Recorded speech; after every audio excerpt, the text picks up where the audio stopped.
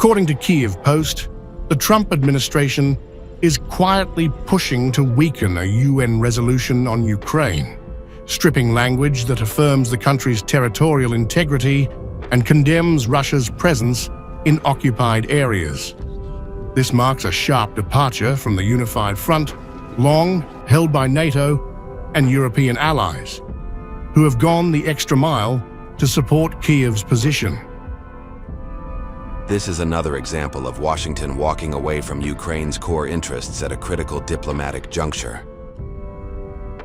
European envoys warn that removing explicit references to territorial integrity could dilute the international response and signal a shift in Washington's priorities. Countries like Germany, France, and Poland, which have consistently backed Ukraine, may find their efforts undermined by the US push. If the language goes, the message to Moscow is that the US is no longer leading the defense of the international order.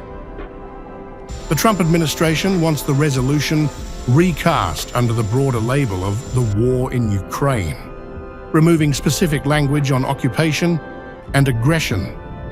Allies see this as a serious break from the Transatlantic consensus and a weakening of diplomatic pressure.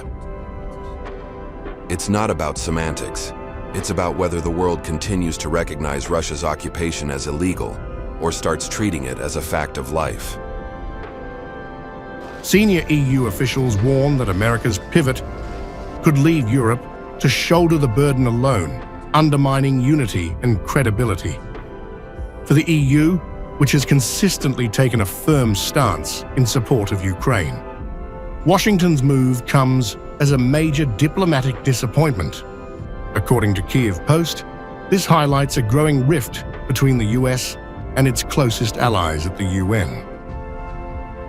With the UN vote looming, the world watches as the US steps back from its leadership role, leaving Europe to carry the fight for Kyiv.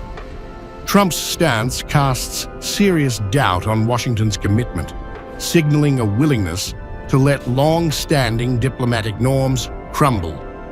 According to Kyiv Post, this bold pivot could shift the balance of power at the UN straight into Moscow's favor.